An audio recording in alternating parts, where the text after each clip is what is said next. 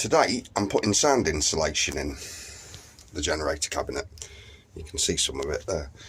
This is Noico sound deadening, and it comes in sheets. Now these are thicker and heavier than you think. They have actually got they're not just tin foil bubble wrap, they're a rubber butyl material. And basically what you do is you peel one of the backings off, stick it to the cabinet, and then you have to roller it really hard with a hard roller so that all these dints, this pattern goes flat, so it's like a flat sheet of steel. So let me I'll just rub a little bit. So you see how that's gone flat? Just where I've been rubbing it. That means it's on properly. And lots of people have just stuck a few of these to each panel and say that that's good enough, but in the instructions it does say cover as much of the entire panel as you can. So I've done all that, and I'm going to do this entire panel. The rest of the generator I've got to clean up because it won't stick to this fiberglass and it won't stick to rust. So anywhere it's rusty, I've got to grind it with I've got a wire brush head on a drill, and basically I will grind it away and wipe it down with a cloth, paint it with the same silver hammerite as what's on the floor, and then carry on sticking the insulation to it. So I can do that panel because that's fairly clean. So I'm going to do that. I'm concentrating at the minute on the hardest places to get to. Apologies for the noise, it's windy and the door keeps banging and squeaking and whatnot. So I'll just move this box and show you. Ignore my cup of coffee. I've got a Tom and Jerry mug. Tom and Jerry used to be my favourite cartoon, and my mum bought me a mug to drink. So yeah, like all this rust here, it won't stick to that. So, and it'd be better to clean this up anyway. So I'm going to wire brush all this out, hoover it out, wipe it all out, paint it with hammerite, and then stick the insulation to it. So yeah, like I say, I'm concentrating on the major parts first, the parts that are hardest to get to. I don't know what's happened with the focus, but here, when the engine's in, I'm not going to be able to get to this very well. So I'm doing this front end, and then I'll do that back end first, and then all the doors and the rest of the panels. Oh, I'll do this panel as well because I can't get to that very easily with the engine in. And then the rest of the like the doors I can do at a later date. The roof in the middle I can do at a later date, but I will be doing all the cabinet. And I'm going to go over the top of this with a silver backed high density foam, which is heat resistant. So this can go up to, I think it's 100 degrees or 80 degrees or something like that permanently. And then it can spike up to about 200 degrees temporarily. It's all in the instructions.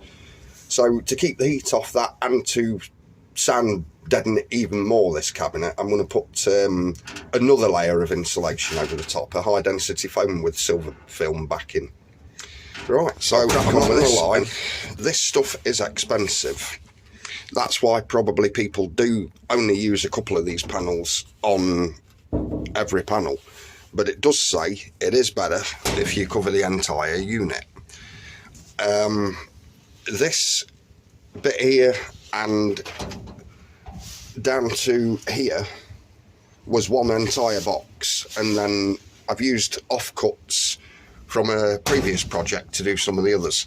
I'll fill these gaps in with offcuts as well, because I will get slices of offcuts, because no panel's ever straight, not on a generator. They're not bothered about generators, so I will have slices like that from elsewhere in the cabinet. And what I'll do, if my advice to you is, don't chuck any of the offcuts until you've done the entire thing, and then just stick them in a box, leave them in your garage, because you might have, it's like there, I don't know why, but I mean they're all the way up to the top at both of them, but one plate is slightly bigger than the next.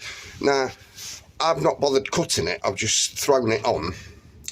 Call me Roger the Bodger or whatever, but I'd rather throw an entire plate on than trim it level with the next. And then I know I'm going to have offcuts anyway, so I'm going to use offcuts to fill these gaps in.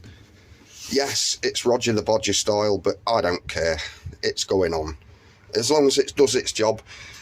This is going to be covered over anyway, so it doesn't matter what it looks like as long as it does its job. You know, what I've not rolled this yet, but what this does is, I'll give you a quick example. You've probably seen this on YouTube already. I just waited for the car to go past. So, panels ring. That's the door. And obviously you knock it and it rings like a bell. You hit this panel, it's more of a dull thud. It alters the frequency that the panel resonates at. Now, that's good because this entire generator cabinet, the engine would be vibrating and causing resonant frequencies, okay? And then what it would do, it would hit the panels, the doors, the sides, the roof, you know, the floor even. And what it would do, it would make the panels resonate. Probably at a different frequency to the engine, maybe the same. But then what happens is the panels retransmit that out the cabinet. So if you can stop the panels from vibrating, resonating so much to the engine revs, it's going to sound less tinny. Yeah, okay, so it's a diesel generator. It's going to sound like a transit van doing 40 mile an hour down, you know, a road because of the exhaust. I mean, you can silence an engine as much as you like, but you're still going to have an exhaust tone. But this will take, this stuff will muffle the sound so much to a certain degree. It won't, you know, you could probably stand next to this generator and have a conversation without shouting with this stuff in. Whereas if you didn't, all you'd hear is rattling and you won't be able to talk to whoever you were talking to. So one of the reasons I'm doing this, I work with children quite a lot. I've got bouncy castles and yeah, okay, so I've got the noise of the fans blowing to pump the bouncy castles up and whatnot, but this generator is going to be reasonably close most of the time at most events. So it's like an added noise, you know, it's another monotonous noise that I've got to listen to all day long, probably for maybe the best part of 10 to 12 hours a day.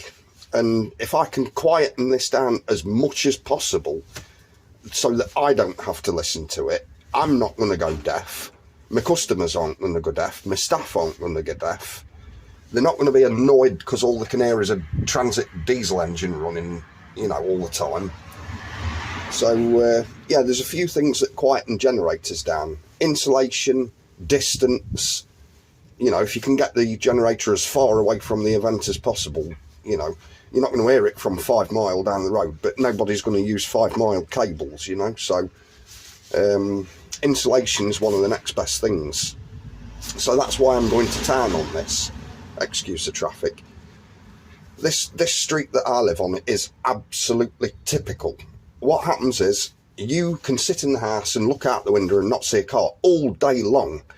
As soon as you come out to do anything like recording, or if you stood at the roadside, it's like Grand Central Station. You know, you'll get a car every 10 seconds go down the street, and you'll have to either, if you're using a long bar that's sticking out into the road, say a breaker bar or a ratchet or a wrecking bar or something, you've got to keep putting it away, getting it out, putting it away, getting it out, because you can guarantee that traffic's going to go past like crazy.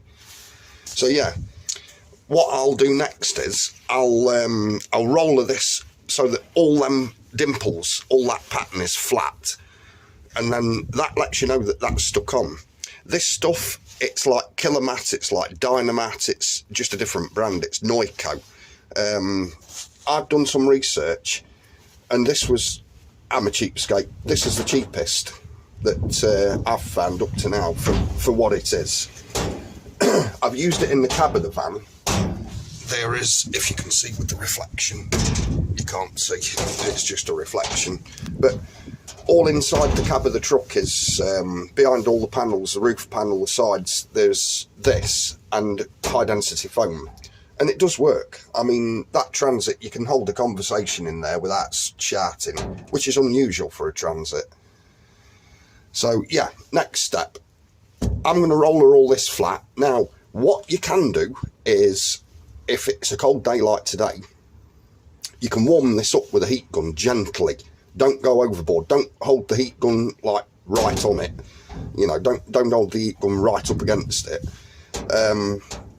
But you can hold the heat gun, say, I don't know, about a foot away, and just wave it around to warm. Just, you're not boiling it. You're not trying to cook it. You're not trying to strip paint or anything like that. You're just warming it up, just so that it's easier to work. And then what you do, you use a, similar to a paint roller, but it's got to be a hard roller, you know, like a wooden roller or a metal roller or a nylon, solid nylon roller.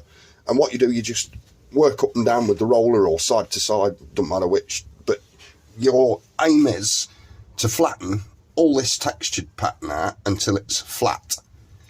And then you know that that plate is stuck to the panel behind properly.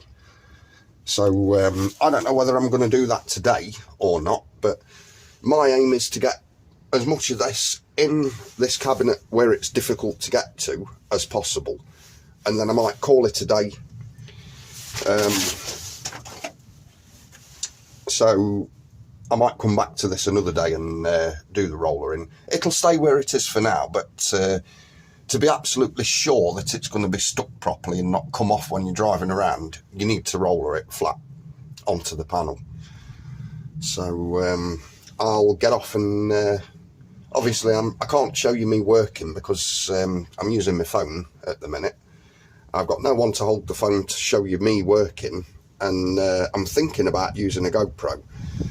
Obviously down in these corners is rusty, so I'm not going to do the bottom there until I've cleaned that all out.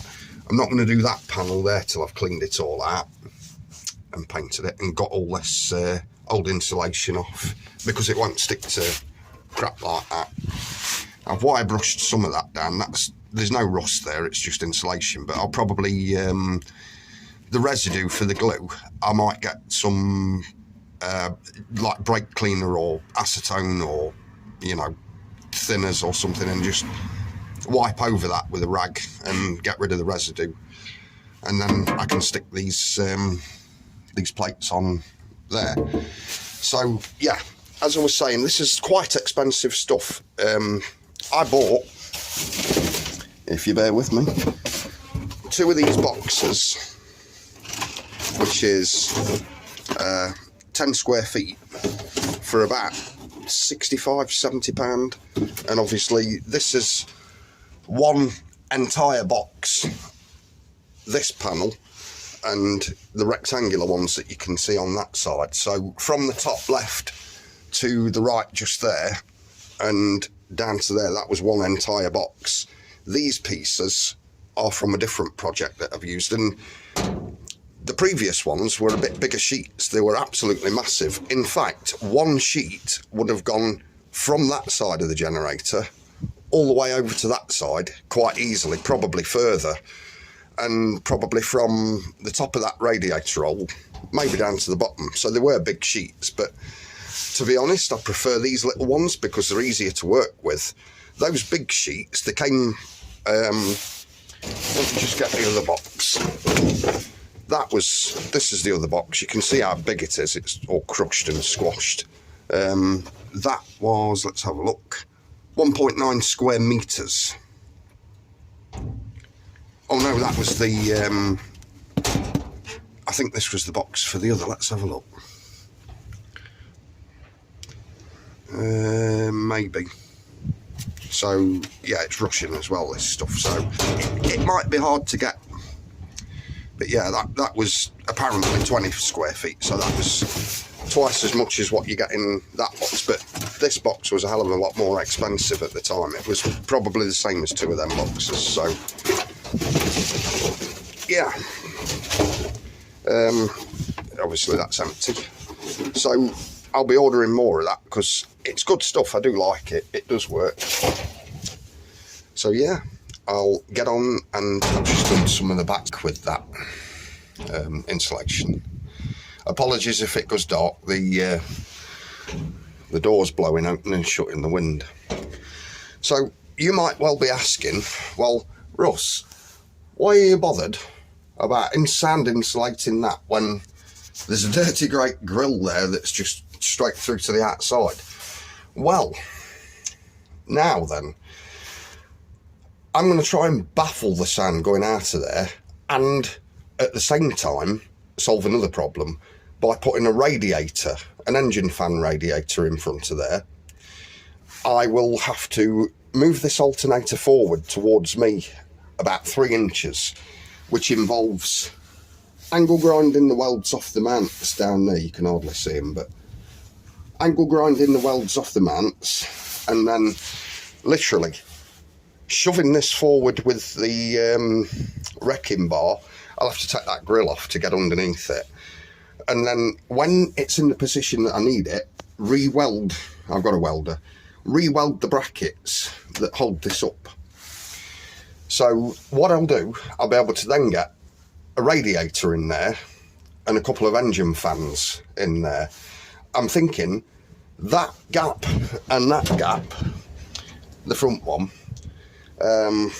it's about, well, let's have a look.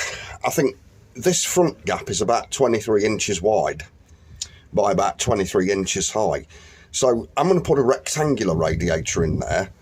I'll probably get it to near the bottom, you know, put the bottom of the radiator level with the bottom of the hole, and then obviously it's only, I think it's about 14.5 inch tall, so there's going to be a gap there, but that's not a problem. I haven't got the grill for the front, that never came with this generator. So you remember the shuttering that I took from round there, sorry. I'm going to cut a strip of that to fill in the gap between the top of the hole and the top of the radiator, which will be down here somewhere. So that hole, conveniently, that's about 15 inches tall by about 26 inches wide. So again, what I'll do, I'll get a radiator and stick it over the front of the hole, and then the shuttering that come from the front, I'm going to use to go above the radiator there, and probably down each side as well, to cut off some of the hole so that the hole is the same size as the radiator. Okay, so that when the fans are blowing, it has to go through the radiator. There's nowhere to go for the air to go round. The same as this one. Obviously, those fans at the back will blow air out that grill, and the fans that are going to be in front of the radiator in this one, they're going to suck air through. So these are going to be pull fans at the front, and they're going to be push fans at the back. Okay, so all being well, this generator cabinet will then be similar to a wind tunnel. You'll get air with the fans being drawn in from this front, go all the way through the cabinet and get blown out the back. Now, you might ask why I'm not using push fans to blow hot air that way, and I can tell you, in winter, I don't want hot air going up against that window and smashing it, because heat and cold on windows don't work, and that window could crack, smash, shatter, you know, whatever. If it's a freezing cold day that I'm working, because I work fairground weather and all sorts of rubbish, if that window's freezing cold, all covered in ice and, you know, inside and out, which it could be, and then I strike a generator up and it's chucking hot air at it, it could smash that window, and I don't want that. Also, there's going to be less debris in between the cab and the generator cabinet for the engine fans to suck in. You know, if there's burger wrappers or newspaper that they've used for chips on the fairground or whatever, that's less likely to suck it up off the floor or get blown in by the wind and suck it onto the radiator, and then you've got a problem because the radiator will start getting hot and the engine will overheat. So that grill at the back would be better as a push grill, because then that serves another purpose. When it's a cold day, I can stand behind that grill and put my hand underneath it and it'll keep my hands warm. Oh yeah, the other problem that solves is this engine will have, because it's out of a van, it's got heater matrix pipes, which would go down to a radiator probably about here, you know. The back of the engine's going to be, well, about here where I am. Then you've got all them spacers and the adapter rings. So yeah, the heater matrix is basically a radiator with a cabin fan in front of it. That'll sit, would, if it was a van engine, would sit about at the back of this rim on the alternator. So what I'm going to do is, rather than just join the pipes together so that you've got inlet and outlet and just a piece of rubber pipe, rather than waste that opportunity, I might as well just extend them pipes down to a radiator at the back, couple of fans, and have a bit more cooling. So that will solve about 3 or 4 problems in one go. It'll limit the amount that the engine gets hot because I've got 2 radiators cooling it and 2 sets of fans. It will be another physical barrier in front of that grill to attenuate the noise going out, you know, baffle the noise going out, hopefully. I can keep my hands warm, etc. So yeah, I'm going to go in and have a coffee. I will see you later. Oh, I will be doing all round the top there because there's a panel there. I'll be doing down these sides, but again, I've got to clean all this junk off from before and, you know, give all the panels a wipe with acetone or brake cleaner or terps or thinners or something. Obviously I'm not going to go over the electrical panel with this insulation because on the outside it's got like a second door, so it's double skinned anyway. This panel down here I've got to be careful doing because I'm going to be drilling holes in that and putting electrical sockets on. I'll definitely do up this gap once I've cleaned it all. These panels, they're double skinned, so what I might do is, I don't know whether you can see, let me just turn around. Let's turn around so it's easier to see. Yeah, so these panels at the bottom are double skinned so far, and there's like a mesh grill on the outside of that. So this panel, what I'm going to do is I'm going to fill that gap in. I'm going to weld a piece of plate into there, and the same, there's another one the other end, but I don't know whether you can see it. So I'm going to fill them panels in, you know, weld a sheet of steel in there. I'm going to go over this panel with the sound deadening, you know, cover this panel with the sound deadening, and basically blank this grill off on the, this is the off side, driver's side of the cabinet. But on the passenger side, I've had an idea. I'm going to neaten this up because this is coming off. You can see that mesh grill there, look. So I'm going to weld, ooh, I forgot that was loose. I'm going to weld this panel back in properly. I'm going to cut a piece of plate to weld this hole up at the back and fill this all in. This end, what I'm going to do is I'm going to cut this plate so that it's a nice square hole, and I'm going to get a square plate with a round pipe flange on it that's 3 inches diameter, and then this will be my air intake for the engine, because the air filter box on the transit van engine will sit about here. So all I need is a piece of flexible pipe to go like round there, and then I've got a nice mesh grill air intake on the side of the generator. And obviously I can go over this with the Noico up to where the plate is, and that should deaden some more of the sound. So obviously from that grill the other side, all you'll hear is the engine sucking in air. I'm going to put really good door seals on, because these door seals are crap. Plus it didn't come with much. I think the only door seal I've really got is across that top and then down that side, yeah, to there, look, but it's not very good. And as you can see on this side, my little finger is in the gap between the door and the frame, and it's pretty much like that all the way round. So what I'm going to do is I'm going to get the door seal that looks similar to the transit van door seal, with it's like a, I haven't got a spare piece to pull off, but it's like it's a U shape that fits over that lip, and then it's got like a big circle on the outside. So what will happen is when you shut the door, it'll squash the circle together and it should seal, and that should seal for rainwater, because as you can see there's been a lot of rainwater getting in here. I've got that hole in there to fill up, you know, weld a plate over. What I'll do, I'll cut this ring off and then I'll just weld a flat plate in, you know, fill over it, paint it.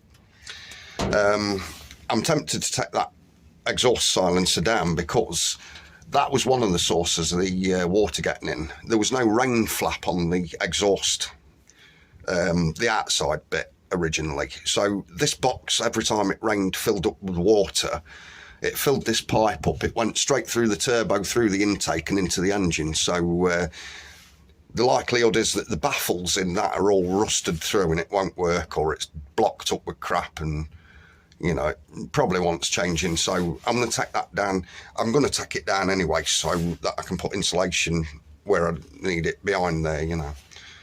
So I had to stop the other day because I had to go out, but today's a different day. It's not so bright. You can see I've been working on this panel. I've just been rubbing some of the rust off with a wire brush head on a drill. I'm going to get as much as I can and then slap some Amorite on to stop the rust from coming back so quick before I put the insulation on. I've got probably a little bit more to do up here, where there's some more of that adhesive from the fiberglass, but apart from that, I've got to get in them corners, get all this dirt out, all the rust, brush it all out, slap it with a layer of Amorite, and then I've done with it. I've got to do up here, look, as well. I'm not going to town with this. At the end of the day, this is the inside of a generator cabinet where no one's going to see it. If that panel rots through, I can just cut the damn thing out and put a new panel in, you know, by next year. Just slap some more insulation on, put another panel in, stuff it, done. Right, it's raining, so I may slap some Amorite on that and then call it a day. I've got some more to clean up. You see, this panel here was as bad as that there, so that needs a good brushing. You can see all down there, it's all crap. It's not so much the bottom that I'm worried about, it's more this side where this insulation fits, you know. So looking at this panel, I'd rather focus on that, which I've been doing. Look, I've been brushing all that out. I'd rather focus on the side than the actual floor, but I will give that a good brushing over. That's incidentally one of the bolt holes that holds this cabinet down, and the Chinese were so good that the bolt hole don't line up. No matter what you do, that bolt will not go in. It's been drilled in the wrong place. But happy days. It's got plenty more bolts holding it down. Plus, where that bolt hole is, originally I couldn't get to that because that like shielding sheet was here, and you literally, there was about 2-inch gap here by the side of the, well, the radiator frame came literally up to this, and you literally couldn't get down to the back end there. You couldn't come in through this door and go across because that radiator fairing was there, or shuttering, or whatever you want to call it. But I'm calling it a day and going in for a coffee because it started to rain and I don't want to get caught inside this generator case when it's hammering it down. I'd rather be in the house and not get wet. So I haven't managed to roller these out, but I'll show you that after I've done it. I'll show it you. I might even hold the camera and roller it with the other hand if I can, if the camera don't wobble about so much. But yeah, this exhaust silencer box will be coming down.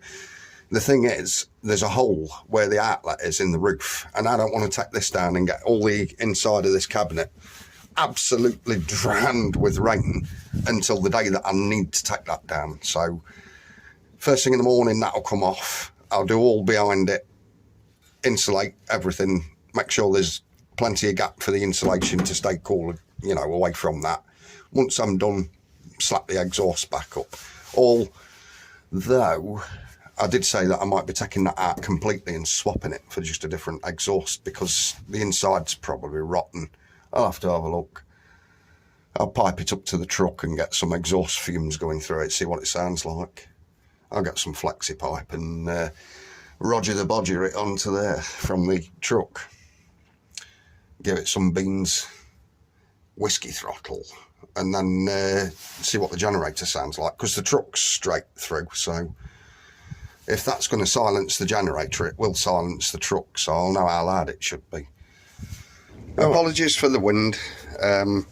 So I've finished cleaning that all up down there, hammerited it with the silver. I've done the same down there and there, and cleaned up a bit around there and painted that a bit.